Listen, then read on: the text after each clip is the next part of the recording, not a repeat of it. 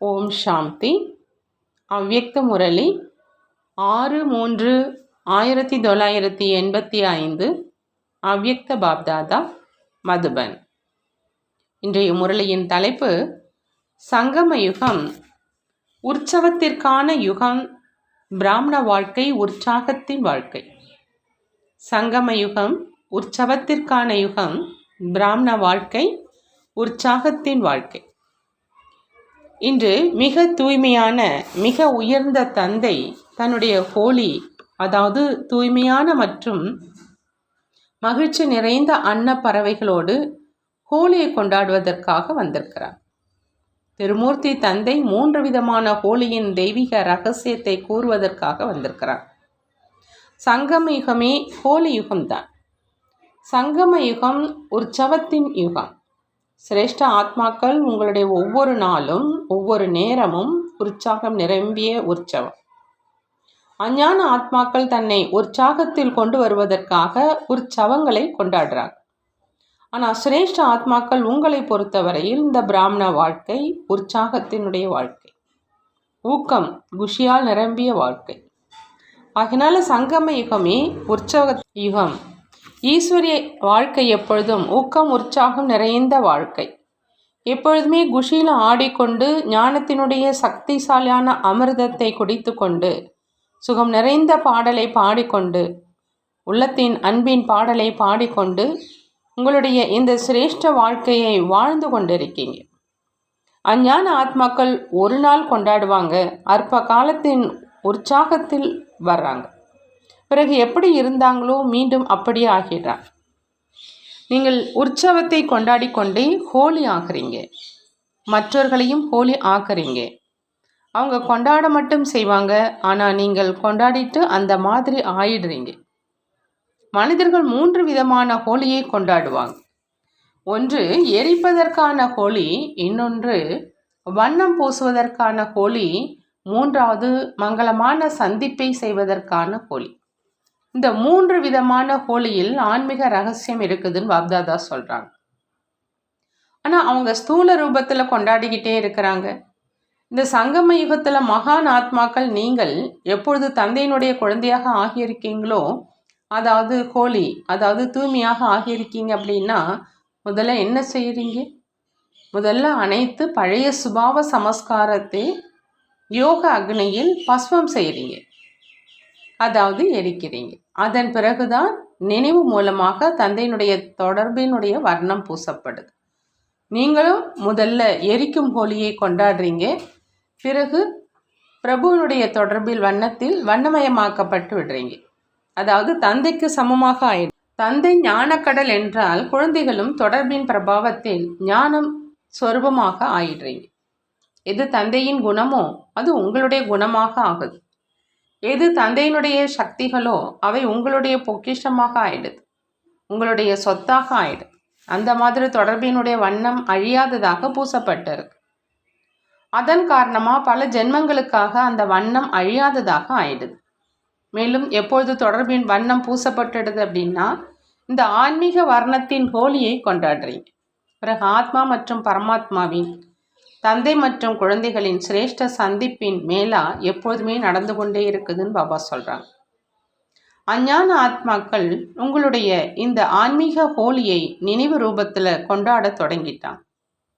உங்களுடைய நடைமுறை உற்சாகம் நிரம்பிய வாழ்க்கையினுடைய பலவிதமான ரூபத்தில் நினைவு சின்னமாக கொண்டாடி அற்ப காலத்துக்காக குஷி அடைஞ்சிடுறாங்க. ஒவ்வொரு அடியிலும் உங்களுடைய சிரேஷ்ட வாழ்க்கையில் என்னென்ன விசேஷங்கள் பிராப்தியானதோ அவற்றை நினைவு செய்து சிறிது நேரத்துக்காக அவங்களோ மகிழ்ச்சியை கொண்டாடி கொண்டே இருக்கிறாங்க. இந்த நினைவு சின்னத்தை பார்த்து மற்றும் கேட்டு இது நம்மளுடைய விசேஷங்களின் நினைவு சின்னம் அப்படின்னு மகிழ்ச்சி அடையிறீங்க இல்லையா? நீங்கள் மாயாவை எரிச்சிங்க, மேலும் அவங்க ஹோலிகாவை உருவாக்கி எரிச்சிடுறாங்க. அந்த அளவு ரமணிகரமான கதைகளை உருவாக்கி இருக்கிறாங்க. அதை கேட்டு உங்களுக்கும் நம்முடைய விஷயத்தை எப்படி ஆக்கிட்டாங்க அப்படின்னு சிரிப்பு வரும். ஹோலியினுடைய உற்சவத்தை உங்களுடைய பலவிதமான பிராப்தியினுடைய நினைவின் ரூபத்தில் கொண்டாடுறாங்க. இப்போ நீங்கள் எப்பொழுதும் குஷியாக இருக்கீங்க. குஷியினுடைய பிராப்தியினுடைய நினைவு சின்னமாக மிகவும் குஷியை அடைந்து ஹோலியை கொண்டாடுறாங்க. அந்த நேரம் அனைத்து துக்கத்தையும் மறந்துடுவாங்க. மேலும் சதா காலத்துக்காக துக்கத்தை மறந்துட்டீங்க. உங்களுடைய குஷியின் பிராப்தியை கொண்டாடுறாங்க. இன்னொரு விஷயம், கொண்டாடும் நேரத்தில் சிறியவர்கள் பெரியவர்கள் மிகவும் லேசானவர்களாக ஆகி லேசான ரூபத்தில் கொண்டாடுவாங்க. அன்றைய நாளில் அனைவருடைய மனநிலை, அதாவது மூடும் லேசாக இருக்கும். அப்படி இது நீங்கள் டபுள் லைட் ஆவதற்கான நினைவு. இப்போ நீங்கள் பிரபுவினுடைய தொடர்பு அப்படிங்கிற வண்ணத்தில் வண்ணமயமாக்க விட்டுடுறீங்க அப்படின்னா டபுள் லைட் ஆகிடுறீங்கள் தான் இல்லையா அப்படின்னு பாபா கேட்குறாங்க. அப்படி இது உங்களுடைய விசேஷத்தினுடைய நினைவு சின்னம். இன்னொரு விஷயம், இந்த நாளில் சிறியவர்கள் பெரியவர்கள் எந்த சம்பந்தத்தில் இருப்பவர்களாக இருந்தாலும் சமமான சுபாவத்தில் இருப்பாங்க. சின்னம் சிறிய பேரனாக இருந்தாலும் கூட அவரும் தாத்தாவுக்கு வண்ணம் பூசுவார். அனைத்து சம்பந்தங்களினுடைய ஆயுள் உணர்வு மறந்துடுது. சமமான பாவனையில் வந்துடுவாங்க. இதுவும் உங்களுடைய விசேஷமான சமமான பாவனை, அதாவது சகோதரன் சகோதரன் அப்படிங்கிற அந்த நிலை. மேலும் எந்த ஒரு தேகத்தின் சம்பந்தத்தினுடைய பார்வை கிடையாது. இது சகோதரன் சகோதரன் என்ற சமமான நிலைக்காக நினைவு சின்னம் அப்படின்னு பாபா சொல்கிறாங்க. இன்னொரு விஷயம், இந்த நாளில் பலவிதமான வண்ணங்களினால் பீச்சாங்குழலை நிரப்பி ஒருவர் இன்னொருவர் மேல் வர்ணம் தெளிப்பாங்க. இதுவும் இந்த நேரத்தின் சேவையினுடைய நினைவு சின்னம். எந்த ஒரு ஆத்மாவுக்கும் திருஷ்டி அன்பு சொரூபம் ஆவதற்கான வண்ணத்தை சுகத்தின், அமைதியின், சக்திகளின், அப்படி எத்தனை வண்ணங்களை வீசுறீங்க. வண்ணம் நிரந்தரமாகவே இருக்கும் அளவுக்கு வண்ணத்தை பூசிடுறீங்க. அழிக்க வேண்டியதாக இருக்காது.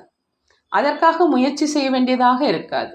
மேலும் ஒவ்வொரு ஆத்மாவும் நான் எப்பொழுதுமே இந்த வர்ணங்களிலேயே வர்ணம் பூசப்பட்டு இருக்கணும் என்று தான் விரும்புகிறாங்க.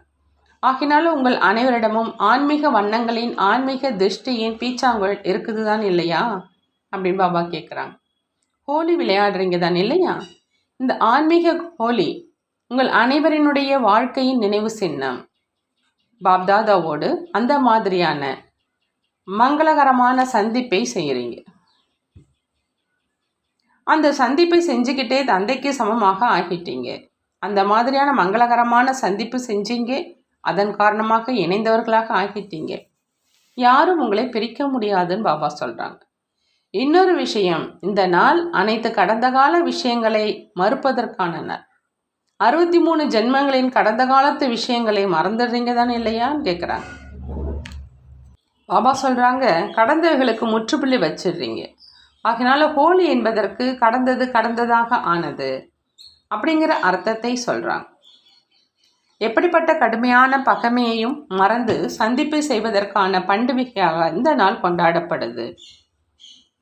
நீங்களும் ஆத்மாவினுடைய எதிரியாகிய அசுர சமஸ்காரம், அசுர சுபாவத்தை மறந்து பிரபுவை சந்திப்பதில் இருக்கீங்க இல்லையா? என்ன அளவில் பழைய சமஸ்காரம் நினைவில் வர வேண்டாம். அதாவது எண்ணத்தினுடைய அளவில் கூட பழைய சமஸ்காரம் நினைவில் வர வேண்டாம். அப்படி இதையும் நீங்கள் மறப்பதினுடைய விசேஷத்தின் நினைவு சின்னமாக கொண்டாடுறாங்க. அப்படி உங்களுடைய விசேஷங்கள் எத்தனை இருக்குது அப்படின்னு கேட்டிங்களா அப்படின்னு பாபா கேட்குறான். உங்களுடைய ஒவ்வொரு குணத்தின், ஒவ்வொரு விசேஷத்தின், கர்மத்தின் வேறு வேறு நினைவு சின்னங்களாக ஆகிட்டாங்க. யாருடைய ஒவ்வொரு காரியத்தினுடைய நினைவு சின்னத்தை நினைவு செஞ்சு மற்றவர்கள் குஷியில் வந்துடுறாங்களோ சுயம் அவர்கள் எவ்வளவு மகானாக இருப்பாங்க. புரிந்ததான்னு கேட்குறாங்க. நான் யார் என்று நீங்களே தெரிஞ்சுக்கிட்டீங்களா? ஹோலியாக இருக்கீங்கள் தான், இருந்தாலும் எத்தனை விசேஷங்கள் இருக்குது. இரட்டை வெளிநாட்டினர் தன்னுடைய இந்த சிரேஷ்ட தன்மையினுடைய நினைவு சின்னத்தை தெரியாமல் இருந்த போதிலும் உங்களுடைய நினைவின் மகத்துவத்தை உலகத்தினர் நினைவு செஞ்சு நினைவு சின்னத்தை கொண்டாடிட்டு இருக்கிறாங்க. ஹோலி என்றால் என்ன அப்படின்னு புரிந்ததான் பாபா கேட்குறாங்க. நீங்கள் அனைவருமோ வண்ணங்களினால் வண்ணமயமாக்கப்பட்டிருக்கீங்க. அந்த மாதிரி அன்பினுடைய வண்ணத்தில் வண்ணமயமாக்கப்பட்டிருக்கீங்க. அதன் காரணமாக தந்தையை தவிர வேறு எதுவுமே தென்படுறதில்லை. அன்பிலேயே சாப்பிட்டு கொண்டும் சென்று கொண்டும் பாடிக்கொண்டும் ஆடிக்கொண்டும் இருக்கீங்க. உறுதியாக வண்ணம் பூசப்பட்டு விட்டது தான் இல்லையா? அல்லது உறுதியற்ற நிலையா? எந்த வண்ணம் பூசப்பட்டு இருக்குது? உறுதியானதா அல்லது அழியக்கூடியதா? கடந்ததை கடந்ததாக ஆக்கிட்டீங்களா? தவறாக கூட பழைய விஷயம் நினைவில் வர வேண்டாம், வந்துடுச்சு என்ன செய்கிறது என்று கூறுகிறீர்கள் தான் இல்லையா? இது தவறுதலாக வந்துடுச்சு. புதிய ஜென்மம், புதிய விஷயங்கள், புதிய சமஸ்காரம், புதிய உலகம். இந்த பிராமணர்களுடைய உலகம்தான் புதிய உலகம். பிராமணர்களுடைய மொழியும் புதுசு, ஆத்மானுடைய மொழியும் புதுசு தான் இல்லையா? அவங்க தான் சொல்கிறாங்க. மேலும் நீங்கள் என்ன சொல்கிறீங்க அப்படின்னு பாபா கேட்குறாங்க. பரமாத்மாவை பற்றியும் அனைத்துமே புதிய விஷயங்கள். அப்படி மொழியும் புதுசு, பழக்கம் நெறிமுறைகளும் புதுசு, சம்பந்தம் தொடர்பும் புதுசு, அனைத்தும் புதியதாக ஆயிடுச்சு. பழையது முடிஞ்சிடுச்சு, புதியது தொடங்கிடுச்சு. புதிய பாடல் பாடுறீங்க, ஏன் அப்படிங்கிற பழைய பாடலை பாடுறதில்ல. ஆஹா சபாஷ் ஆஹா அப்படிங்கிற புதிய பாடல். அப்படி நீங்கள் எந்த பாடல் பாடுறீங்க? ஐயோ ஐயோங்கிற பாடலை பாடுறதில்லை தான் இல்லையா? உலகத்தில் ஐயோ ஐயோன்னு கூறுறவங்க அதிகம் இருக்கிறாங்க, அது நீங்கள் கிடையாது. அப்படி அழியாத ஹோலியை கொண்டாடிட்டீங்க அப்படின்னா கடந்ததை கடந்ததாக ஆக்கி சம்பூர்ண தூய்மை ஆகிட்டீங்க. தந்தையினுடைய தொடர்பின் வண்ணத்தில் வண்ணமயமாக்கப்பட்டு இருக்கீங்க. அப்படி ஹோலி கொண்டாடிட்டீங்க இல்லையான்னு கேட்குறாங்க பாபா. எப்பொழுதும் தந்தை மற்றும் நான் சேர்ந்தே இருக்கிறோம், மேலும் முழு சங்கமயுகத்திலும் எப்பொழுதும் சேர்ந்தே இருப்போம், பிரியவே முடியாது. அந்த மாதிரியான ஊக்கம் உற்சாகம் நான் மற்றும் என்னுடைய பாபா என்பது உள்ளத்தில் இருக்குது தான் இல்லையான்னு கேட்குறாங்க. அல்லது திரைக்கு பின்னால் மூன்றாவது யாராவது இருக்கிறாங்களா? எப்பொழுதாவது எலி, எப்பொழுதாவது பூனை வெளிப்பட்டு வருதா அப்படின்னு கேட்குறாங்க. அந்த மாதிரி இல்லை இல்லையா? அனைத்தும் முடிவடைஞ்சிருச்சு இல்லையா? எப்போ தந்தை கிடைச்சிட்டார் அப்படின்னா அனைத்தும் கிடைச்சிருச்சு. மேலும் இன்னும் கிடைப்பதற்கு ஒன்றுமே இல்லை. உறவினர்களும் இல்லை, பொக்கிஷங்களும் இல்லை, சக்திகளும் இல்லை, குணங்களும் இல்லை, ஞானமும் இல்லை, வேறு அடைய வேண்டும் அப்படிங்கிற அந்த பிராப்தியும் இல்லை. எனவே இன்னும் வேறு என்ன வேணும்? எதைத்தான் ஹோலி கொண்டாடுவதுன்னு சொல்கிறது அப்படிங்கிறாங்க பாபா. புரிந்ததான்னு கேட்குறாங்க. நீங்கள் எவ்வளோ மகிழ்ச்சியில் இருக்கீங்க. கவலையற்ற ராஜாக்கள், ஒரு பைசா இல்லாத ராஜாக்கள், துக்கமில்லாத உலகத்தின் ராஜாக்கள். அந்த மாதிரி மகிழ்ச்சியில் வேறு யாருமே இருக்க முடியாது. இந்த உலகத்தில் மிகப்பெரிய செல்வந்தனாக இருந்தாலும் மற்றும் உலகத்தில் மிகவும் பெயர் பெற்ற நபராக இருந்தாலும், மிகுந்த சாஸ்திரம் தெரிந்த சாஸ்திரவாதியாக இருந்தாலும், வேத பாடங்களை படித்தவராக இருந்தாலும், தீவிர நௌதா பக்தனாக இருந்தாலும், நம்பர் 1 அறிவியல் விஞ்ஞானியாக இருந்தாலும், எந்த பதவியில் இருப்பவராக இருந்தாலும் அந்த மாதிரியான மகிழ்ச்சி நிறைந்த வாழ்க்கை இந்த வாழ்க்கையில் கடின உழைப்பு இல்லை. அன்பே அன்புதான் இருக்குது என்ற வாழ்க்கை இருக்க முடியாது. கவலை இல்லை, ஆனால் நற்சிந்தனையாளராக நற்சிந்தனை உள்ளவர்களாக இருக்கீங்க. அந்த மாதிரி மகிழ்ச்சி நிறைந்த வாழ்க்கை முழு உலகத்தையும் சுற்றி வாங்க. ஒருவேளை யாராவது கிடைத்தாங்க அப்படின்னா அவரை அழைச்சிட்டு வாங்க. எனவே தான் இந்த பாடலை பாடுறீங்கன்னு பாபா சொல்கிறார். மதுபனில் தந்தையின் உலகத்தில் மகிழ்ச்சியே மகிழ்ச்சி தான் அப்படின்னு இருக்கீங்க இல்லையா? சாப்பிட்றீங்க அப்படின்னாலும் மகிழ்ச்சியில் சாப்பிட்றீங்க, தூங்குறீங்கன்னாலும் மகிழ்ச்சியோடு தூங்குறீங்க. மருந்து மாத்திரை எடுத்து தூங்குவதற்கான அவசியமும் அங்கே இல்லை. தந்தையோடு தூங்கிவிட்டீர்கள் என்ற மாத்திரைகள் எடுக்க வேண்டியே இருக்காது. தனியாக தூங்குறீங்கன்னா தான் ரத்த அழுத்தம் அதிகமாகிடுச்சு, இங்கே வலிக்குது அப்படின்னு சொல்கிறீங்க, அதனால் மாத்திரை எடுக்க வேண்டியதாக இருக்குது. தந்தை உடன் இருக்கிறார், பாபா நான் உங்களுடன் தூங்குறேன், அவ்வளோதான். இதுதான் மாத்திரை. அந்த மாதிரி நேரமும் வரும். எப்படி தொடக்க காலத்தில் மருந்துகள் இருந்ததில்லை, நினைவு இருக்குது தான் இல்லையா? தொடக்க காலத்தில் எவ்வளவு காலம் மருந்தே இருக்கலை. கொஞ்சம் பாலாடை வெண்ணெய் சாப்பிட்டீங்க, ஆனால் மருந்து சாப்பிடல. அப்படி தொடக்க காலத்தில் எப்படி பயிற்சி செய்விக்கப்பட்டது இல்லையா? இதுவோ பழைய உடல். இறுதியில் அந்த தொடக்க காலத்து நாட்கள் மீண்டும் அதே போல் நடக்கும். காட்சிகளையும் நீங்கள் அனைவரும் மிகவும் விசித்திரமானவர்களை பார்த்து கொண்டே இருப்பீங்க. அநேகர்களுக்கு ஒரு தடவை காட்சி பார்த்து விடணும் அப்படிங்கிற அந்த இச்சை இருக்குது இல்லையா? இறுதி வரையிலும் உங்களில் யார் உறுதியாக இருப்பீங்களோ அவங்களுக்கு காட்சிகள் கிடைக்கும். பிறகு அதே கூட்டத்தில் பக்தியும் நடக்கும். சேவை முடிவடைந்துடும். இப்போ சேவையின் காரணமாக அங்கு இங்கு கலைந்து சென்று விட்டீர்கள். பிறகு அனைத்து நதிகளும் கடலில் வந்து கலந்துடும். ஆனால் அந்த நேரம் மிக மென்மையானதாக இருக்கும். சாதனங்கள் இருந்தாலும் வேலை செய்யாது. ஆகவே புத்தியினுடைய தொடர்பு மிக தெளிவாக இருக்கணும். இப்போ என்ன செய்யணும் அப்படிங்கிறது புத்தியில் டச் ஆகிடும். அதாவது உணர்ந்துடணும். ஒரு வினாடி கூட தாமதம் செஞ்சால் கூட கைவிட்டு போயிடும். எப்படி அவர்களும் எப்படி பொத்தானை அழுத்துவதில் ஒரு வினாடி காலதாமதம் செஞ்சாலும் கூட ரிசல்ட் என்னவாக இருக்கும்? இதுவும் ஒருவேளை புத்தியினுடைய உணர்த்துதல் ஏற்படுத்துவதற்கு ஒரு வினாடி காலதாமதம் ஆனாலும் கூட வந்து சேர்வது கடினமாக ஆயிடும். அந்த மனிதர்களும் எவ்வளவு கவனத்தோடு அமர்ந்திருக்கிறாங்க. அப்படி இது புத்தியினுடைய உணர்வு. எப்படி தொடக்க காலத்தில் வீட்டில் அமர்ந்திருக்கும் பொழுதே வாங்க அப்படிங்கிற சப்தம் கேட்டீங்க, அழைப்பு வந்தது, வந்து சேர்ந்துட்டீங்க, நீங்களும் உடனே வீட்டை விட்டுட்டு வெளியேறினீங்க. அதே மாதிரி இறுதியிலும் தந்தையினுடைய செய்தி ஓசை உங்களை வந்து சேரும். எப்படி சாகாரத்தில் அனைத்து குழந்தைகளையும் அழைத்தோம், அதே மாதிரி ஆகார ஒளி வடிவ ரூபத்திலும் அனைத்து குழந்தைகளையும் வாங்க வாங்க அப்படின்னு வரவழைப்போம், வர வேண்டும் மற்றும் உடன் செல்ல வேண்டும்.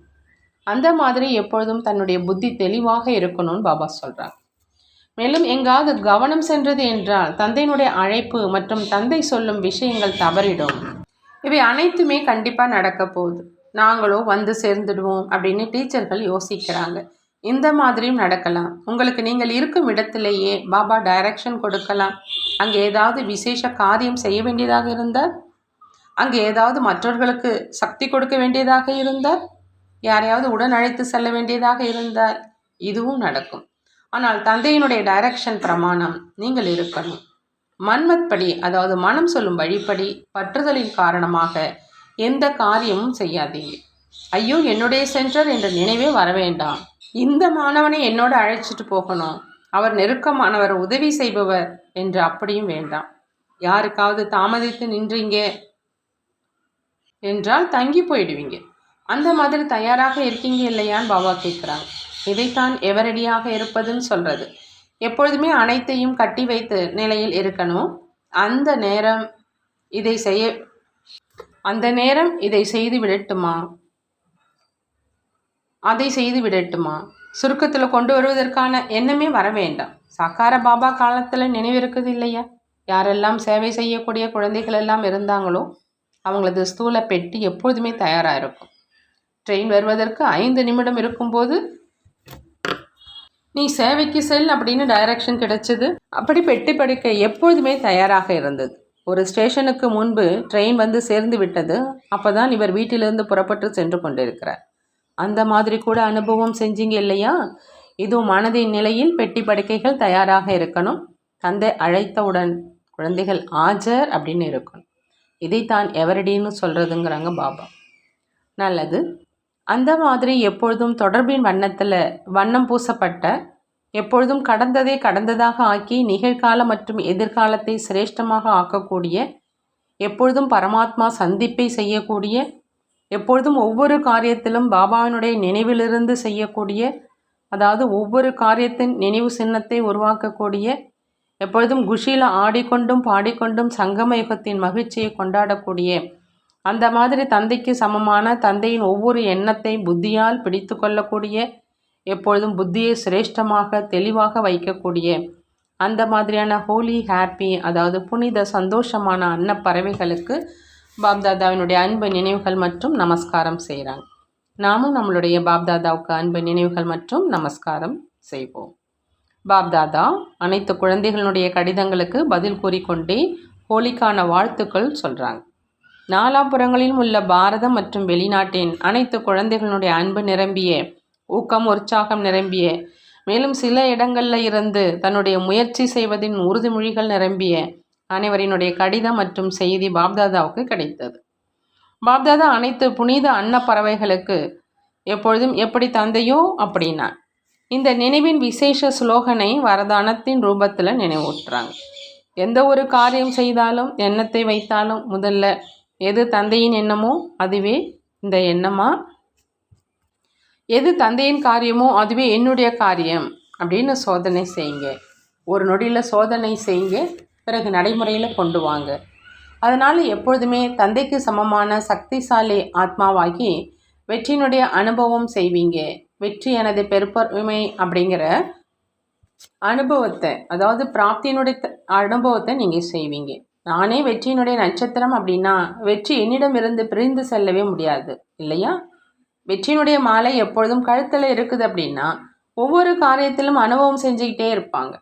பாப்தாதா இன்றைய இந்த ஹோலியினுடைய கூட்டத்தில் நீங்கள் அனைத்து புனித அன்னப்பறவைகளை நேரில் பார்த்துட்ருக்குறோம் மற்றும் கொண்டாடி கொண்டு இருக்கிறோம்.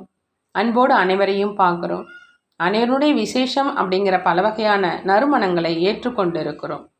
ஒவ்வொருவனுடைய விசேஷத்தின் எவ்வளவு இனிமையான நறுமணம் தந்தை ஒவ்வொரு விசேஷ ஆத்மாவை விசேஷங்களுடன் பார்த்து கொண்டே, ஆகா என்னுடைய சகஜ யோகி குழந்தையே, ஆகா என்னுடைய பல கோடி மடங்கு பாக்கியம் நிறைந்த குழந்தையே என்று இந்த பாடலைத்தான் பாடுறாங்க. நீங்கள் அனைவருமே அவரவர்களுடைய விசேஷத்துடன் மேலும் பெயரையே சேர்த்து தன்னை நேர் எதிரில் அனுபவம் செய்து கொண்டே அன்பு நினைவுகளை ஏற்றுக்கொள்ளுங்க. மேலும் எப்பொழுதும் தந்தையினுடைய பாதுகாப்பு நினைவினுடைய குடைநிழலில் உடனிருந்து மாயாவுடன் பயப்படாதீங்க. சிறிய விஷயம் கிடையாது. சிறியதை பெரியதாக ஆக்காதீங்க, பெரியதை சிறியதாக ஆக்குங்க. உயர்ந்த நிலையில் இருந்தீங்க அப்படின்னா பெரியது சிறியதாக ஆகிடும். கீழே இருந்தீங்க அப்படின்னா சிறியதும் பெரியதாக ஆகிடும். எனவே பாப்தாதாவினுடைய துணை இருக்குது, கை இருக்குது அப்படின்னா பயப்படாதீங்க. அதிகமாக பறந்துக்கிட்டே இருங்க. பறக்கும் கலையின் மூலம் ஒரு நொடியில் அனைத்தையும் கடந்து சென்று விடுங்க. தந்தையினுடைய துணை எப்பொழுதுமே பாதுகாப்பாக வைத்திருக்கும், மேலும் வைக்கும் அப்படின்னு பாபா சொல்கிறாங்க. அனைத்து கண்டெடுக்கப்பட்ட செல்லமானவர்களே என்று கூறி பாப்தாதா ஹோலிக்கான வாழ்த்துக்களை சொல்கிறாங்க. பிறகு அனைத்து குழந்தைகளும் பாப்தாதாவுடன் ஹோலி கொண்டாடினாங்க. மேலும் பிக்னிக் செஞ்சாங்க. பாபா வரதானம் கொடுக்குறாங்க. உயர்ந்த தந்தை, உயர்ந்த நான் மற்றும் உயர்ந்த காரியம். இந்த நினைவின் மூலம் சக்திசாலியாக ஆகக்கூடிய தந்தைக்கு சமமானவர் ஆகுக. தந்தைக்கு சமமானவராக ஆகணும்னா பாபா சொல்கிறாங்க, உயர்ந்த தந்தை, உயர்ந்த நான் மற்றும் உயர்ந்த காரியம். இந்த நினைவின் மூலமாக சக்திசாலியாக ஆகணும். அப்படி எப்படி இன்றைய உலகத்தில் ஏதாவது விஐபியினுடைய குழந்தையாக இருக்கிறாங்க அப்படின்னா அவர் தன்னையும் விஐபி என்று நினைப்பார். ஆனால் தந்தையை விட உயர்ந்தவரோ யாருமே இல்லை. நான் அந்த மாதிரி உயர்ந்ததிலும் உயர்ந்த தந்தையினுடைய குழந்தை, உயர்ந்த ஆத்மா என்ற இந்த நினைவு சக்திசாலியாக ஆக்கிடும். உயர்ந்த தந்தை, உயர்ந்த நான் மற்றும் உயர்ந்த காரியம் அந்த மாதிரி நினைவில் இருப்பதனால் எப்பொழுதும் தந்தைக்கு சமமாக ஆகிடுவீங்க.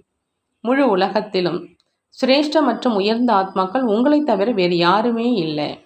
ஆகையினால உங்களுக்குத்தான் மகிமையும் மற்றும் பூஜையும் நடக்குது அப்படின்னு பாபா சொல்கிறாங்க. பாபா ஸ்லோகனில் சொல்கிறாங்க, சம்பூர்ண நிலை என்ற கண்ணாடியில் தன்னுடைய சூட்சம பற்றுதல்களை சோதனை செய்யுங்க மற்றும் அதிலிருந்து விடுபட்டவராக ஆகுங்க. சம்பூர்ண நிலை அப்படிங்கிற கண்ணாடியில் தன்னுடைய சூட்சம பற்றுதல்களை சோதனை செய்யுங்க மற்றும் அதிலிருந்து விடுபட்டவராக ஆகுங்க.